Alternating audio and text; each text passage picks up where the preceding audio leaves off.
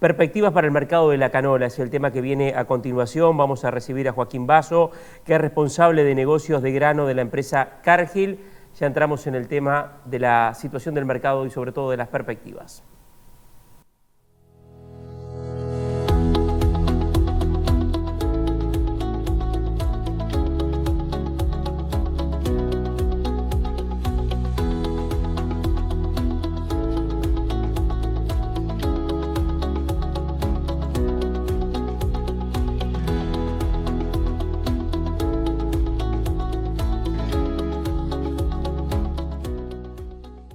Bueno, buenos días. Vamos a estar charlando del mercado global de canola. La idea es en 15 minutos repasar el panorama global de canola, la relevancia de la Unión Europea como destino para la canola uruguaya y los puntos más relevantes a seguir en el corto plazo en cuanto a este mercado. Vamos arrancando por los números macro. La producción global de canola está concentrada básicamente, como vemos acá, en los países de la Unión Europea, después en Canadá, China, India, Japón y algunos otros países, dentro de los cuales se encuentra Uruguay, y en los últimos años, como podemos ver acá, un país que está ganando una relevancia considerable en lo que es la producción de canola a nivel global es Australia, ¿sí? A su vez, en el eje de la izquierda podemos observar los volúmenes de producción de cada bloque o de cada país, y en el eje de la derecha podemos ver los stocks o la evolución de los stocks finales a lo largo de los últimos años, donde vemos una caída pronunciada aquí, básicamente como factor más relevante en este caso tenemos al quiebre de cosecha que sufrió la cosecha canadiense del año pasado. Por otro lado, es importante cuando hablamos de producción también analizar la demanda o la molienda, ¿sí?, de la canola, donde tenemos a la Unión Europea, ¿sí?, como principal destino, o como principal molienda, ¿sí?, de canola, después a China, a Canadá, a India, a Japón y al resto de los países que componen la molienda de canola a nivel mundial. Como dato importante, para la molienda de canola a nivel mundial, principalmente tiene como destino el consumo humano, ¿sí?, salvo el bloque de la Unión Europea, donde tenemos una situación de relación entre lo que es consumo humano y molienda para biocombustibles, que es prácticamente mitad y mitad para cada destino, ¿sí? Luego, lo otro importante a analizar son los flujos de importación y exportación. Analizando los flujos de producción y de demanda o de consumo que vimos recién, podemos ver que las importaciones, nuevamente tenemos al bloque de la Unión Europea como uno de los principales importadores a nivel global, seguido por China, Japón y algunos otros países a nivel global, dentro de los cuales podemos encontrar todo lo que es Medio Oriente y algunos países asiáticos, ¿sí?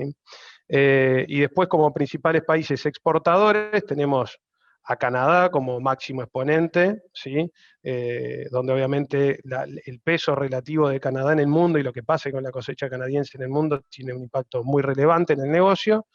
Y por otro lado tenemos un bloque de varios países exportadores donde, como vemos, y como les decía recién en cuanto a lo que era la producción, Australia está ganando un peso relativo dentro de este conjunto muy importante, ¿sí?, sobre todo en los últimos años, y que en parte pudo mitigar algo de lo que fue la caída de la cosecha canadiense. Ahora vayamos como decíamos al principio, a hablar un poquito de lo que es el mercado de la Unión Europea y lo que representa para nosotros, ¿sí? Como datos generales de la Unión Europea, primero está bueno que analicemos lo que son los datos de producción y de molienda, ¿sí?, y las importaciones de este bloque. Como vemos a lo largo del tiempo, claramente hay un desfasaje entre lo que es la producción de canola en la Unión Europea y la demanda por parte de la molienda, ¿sí? Tenemos un déficit que hay que cubrirlo con importaciones necesariamente todos los años. La Unión Europea produce entre 18 y 21 millones de toneladas anuales, ¿sí?, de canola, y consume unas 25 millones de toneladas, como podemos ver acá, con un consumo relativamente estabilizado a lo largo de los últimos años, ¿sí? Y en este mismo gráfico podemos observar la distribución entre la utilización del aceite en la Unión Europea con destino a biodiesel, en la línea roja, y la utilización para consumo humano en la línea azul, ¿sí? Bien, dicho esto, vayamos a las particularidades de por qué la Unión Europea representa una oportunidad importante para Uruguay, ¿sí? Pero representa también, presenta algunas particularidades al respecto en lo que es el acceso a este mercado, ¿sí? Como primera cosa y más importante, ¿por qué Europa? Porque paga más, es la que paga más por la canola en el mundo, ¿sí?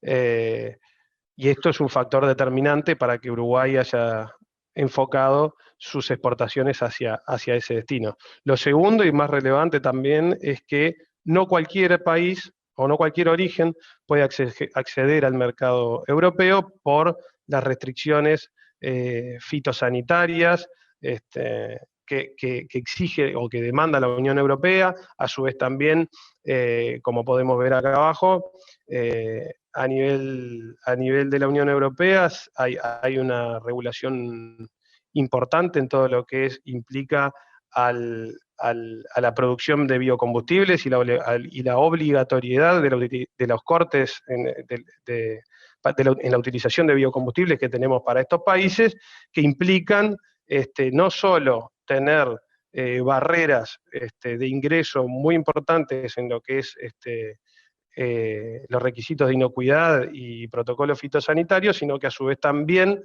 hay exigencias cada vez mayores en la presentación de certificaciones y programas de sustentabilidad para acceder a el mercado de la producción de biocombustibles, básicamente porque la Unión Europea está intentando de esta manera desalentar la deforestación y el cuidado medioambiental, y etcétera, todo lo relacionado a la sustentabilidad que todos ya conocemos, ¿sí? Ahora me gustaría hablar un poquito más a fondo del mercado de canola en sí, ¿sí?, para Uruguay, y todas estas cuestiones que estábamos mirando recién, mirarlas un poquito con números más concretos. Cuando les decía que el mercado europeo es el que más paga por la canola, ¿sí?, acá lo que tenemos que hacer es mirar la relación entre Matif, que es el mercado francés de futuros, donde donde está referenciada hoy el precio de la canola que exporta Uruguay, y por otro lado el mercado ICE, que es el mercado de canola canadiense, más conocido como Winnipeg, y digamos, si este gráfico muestra la relación entre los valores de Matif y el mercado de Winnipeg, y donde podemos observar una relación positiva a favor de los precios del mercado de Matif versus lo que paga el mercado canadiense. Y esto tiene una lógica fundamental, que es: Canadá es un país netamente exportador de canola, ¿sí?, y donde intenta colocar su mercadería o su producto en el exterior, y Europa necesita de alguna manera atraer o captar los volúmenes de canola o los saldos exportables de canola a nivel global para poder llevarlos a este destino. Entonces, obviamente, tiene que pagar más para que los flujos de canola del resto del mundo vayan a este destino. Una cuestión importante es que Canadá basa su producción en materiales GMO. La Unión Europea produce, o Europa más bien, produce base materiales GMO, al igual perdón, al revés. Canadá produce base materiales GMO, Europa produce base materiales no GMO, al igual que Uruguay, y esto implica que el acceso de la canola canadiense al mercado europeo tenga restricciones muy, muy importantes, salvo algunos salvoconductos, con lo cual Europa tiene que asegurarse el flujo de la canola no GMO, básicamente, para abastecer a su mercado, ¿sí? Y como consecuencia tenemos este resultado. Estos puntos de inflexión que vemos acá vienen dados por lo que les comentaba antes del quiebre de cosecha de Canadá, donde básicamente en estas circunstancias excepcionales, donde Canadá tuvo un recorte, una caída en su producción de casi el 50%, básicamente lo que el mercado le estaba diciendo, o el mercado canadiense estaba queriendo decir en este momento es, no quiero venderte canola porque no sé lo que voy a tener, ¿sí? Y provocó esto. Ya hoy, con una situación distinta, volvemos a un escenario de normalidad en cuanto a esta tendencia. Bien, después, el otro factor determinante para los precios en el negocio de la canola es el precio en Europa, es el precio de la energía, ¿sí? Básicamente del petróleo, como bien vimos, el precio del aceite está estrechamente vinculado al negocio de los biocombustibles, y como consecuencia cualquier movimiento que tengamos en el petróleo va a tener un impacto directo en los precios o en los valores de la canola, ¿sí? Como vemos, obviamente estamos viendo este rally o esta tendencia alcista que venía presentando el petróleo en los últimos meses, y que con el conflicto de Ucrania y Rusia ahora se aceleró muchísimo más y ya estamos casi en los valores máximos del 2008. Y por último, el mercado de Matif transa en euros, entonces obviamente Uruguay, que es un país donde toda nuestra matriz está dolarizada, tenemos un factor más adicional al común de los negocios que desarrollamos, que es el factor tipo de cambio, ¿sí? Entonces, la relación euro-dólar, ¿sí?, en el negocio de canola en Uruguay tiene una relevancia significativa en un producto que hoy vale unos $700. Cualquier variación en la relación de tipo de cambio entre el euro y el dólar va a tener un impacto importante, ¿sí?, en el precio final del producto que nosotros comercializamos. Y obviamente es otro de los factores a seguir y a tener siempre presente cuando hablamos de este negocio. Bien, en resumen, las cuestiones más relevantes a seguir en términos de mercado. A nivel global, tenemos que seguir las próximas cosechas de Canadá, Australia y el Mar Negro. Básicamente Australia y Canadá están en la misma etapa que nosotros, previo a la siembra, pero se espera, si todo ocurre como está planificado, que ocurran cosechas normales. En el Mar Negro, y ya atado con este segundo punto, tenemos una situación realmente disruptiva, que es el conflicto entre Rusia y Ucrania, donde hoy, próximo a la cosecha de canola del Mar Negro, y básicamente de Ucrania, que es el principal abastecedor de canola a la Unión Europea, no sabemos realmente qué es lo que va a pasar, ¿sí? Si este conflicto se lo soluciona en el corto plazo, probablemente tendamos a un escenario de normalidad, ya que la cosecha en teoría va a ser buena. Entonces, entre la cosecha buena del Mar Negro y teniendo una buena situación productiva tanto en Canadá como en Australia futura, deberíamos tender a un escenario de un mercado normalizado, ¿sí?, y tendiendo a niveles pre-conflicto. Si este conflicto perdura en el tiempo, claramente va a estar atado a lo que pase con el precio de la energía futuro. Digamos, si tenemos un combo entre estas dos cuestiones muy relevantes que pueden tener un impacto significativo en el precio y en los flujos comerciales de la canola en el futuro cercano. Una bandera, si se quiere, amarilla o quizás más importante de alerta que tenemos que seguir en los próximos meses es la cuestión de las políticas en torno a los biocombustibles dentro de la Unión Europea. Todos sabemos la situación macroeconómica global que estamos atravesando, y obviamente toda esta situación inflacionaria y económica compleja que está atravesando Europa, ha generado que algunas voces se estén levantando en contra de los cortes y de la obligatoriedad de los cortes en el uso de biocombustibles en las naftas, y obviamente si tuviera algún avance respecto a esto la Unión Europea en el levantamiento de la obligatoriedad de los cortes, incluso se está hablando de que cada país pudiera tener su propio criterio y no actuar como bloque en este sentido, puede generar disrupciones tan importantes como el seguimiento o no del conflicto Rusia-Ucrania en torno a lo que es los precios. Y por último, obviamente, seguir la evolución del tipo de cambio y esta volatilidad que estamos viendo en torno a las monedas, al dólar, al euro y al resto de las monedas más relevantes a nivel global, que obviamente van a tener un impacto muy importante en nuestro negocio.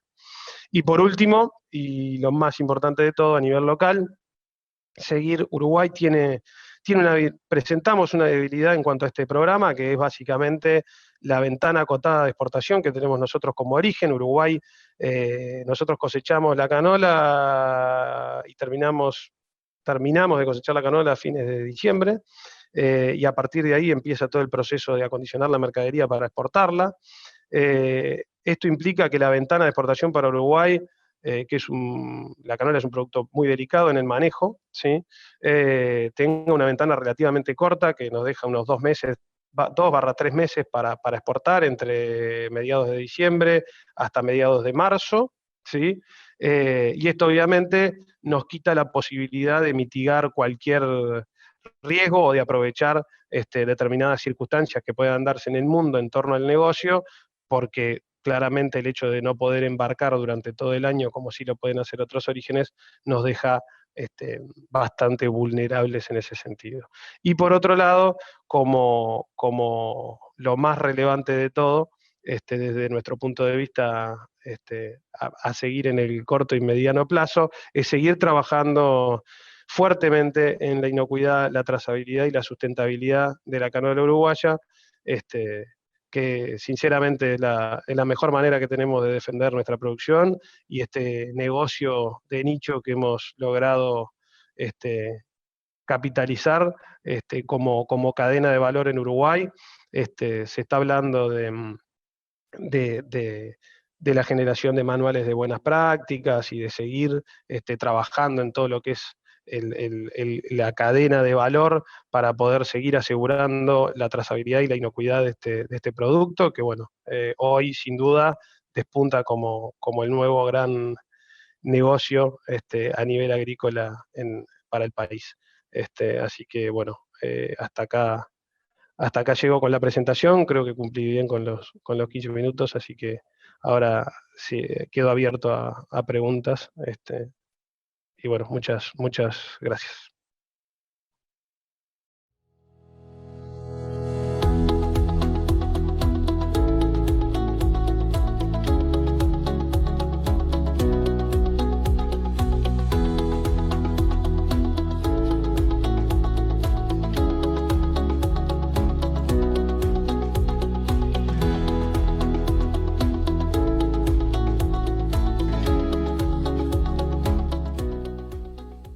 Vamos a ir a las preguntas. Bueno, voy a arrancar con una pregunta para Catalina, que recién estuvo hablando sobre el tema trigo, cebada, colza, las perspectivas para 2022. Catalina, con estos precios tan atractivos en el mercado internacional, ¿cuál es el riesgo de que se exporte tanto trigo que la industria interna quede desabastecida? ¿Cómo lo ven a esto desde el Ministerio de Ganadería? Bueno, sí, algo de esto habló el ministro al inicio, ¿no? De cuáles eran las medidas que el gobierno iba a tomar y las que no iba a tomar. se está siguiendo los stocks, las existencias que hay. Hoy Uruguay tiene a nivel de consumo interno un estimado de 400.000, 450.000 toneladas de trigo, por ejemplo, a nivel de consumo interno. Y bueno, se han detectado que se ha aprovechado la suba de precios, sobre todo en marzo. Hay exportaciones de trigo por $350 la tonelada. El balance va a ser muy ajustado. Hay que ver si siguen estas exportaciones o no. Y bueno, en todo caso habrá que importar previo al empalme de la próxima cosecha, ¿no? Hoy las existencias de trigo están alrededor de las 400.000 toneladas, o sea que está ajustado, pero hoy Uruguay no tiene faltante de trigo, ¿no? Gracias, Catalina. Esta pregunta es para Joaquín Basso de Cargill. Joaquín, ¿hay mercados diferenciales o nicho para cierta cantidad y calidad del aceite en lo que es el tema en el grano de canola?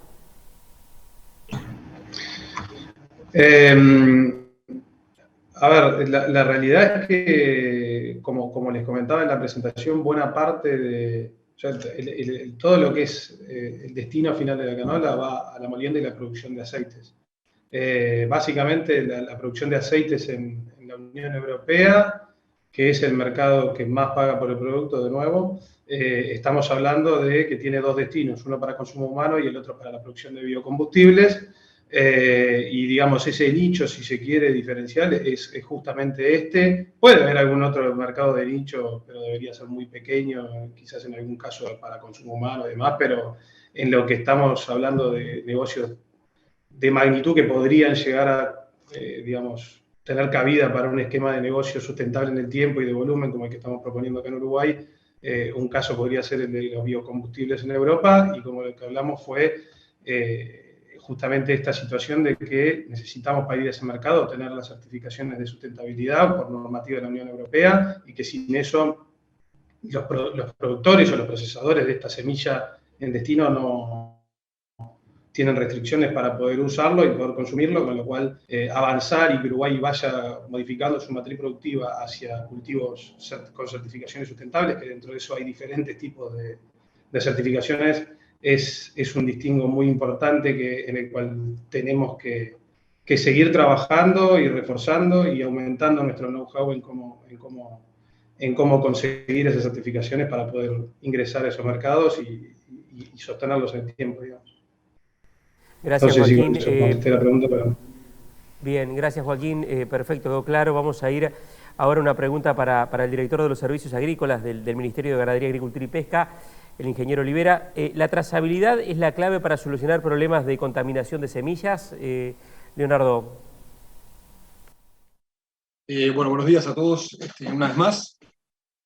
Y en realidad creo que la trazabilidad es parte de, pero no es todo. Creo que es mucho más sencillo que eso, es prestar atención, es estar, digamos, en los momentos que hay las primeras cargas, en los momentos de... No sé, me parece que trazabilidad es como algo que parece un desafío mucho más lejano, ¿no? Y sin embargo creo que hay pequeñas acciones, ustedes vieron que no son tantas tampoco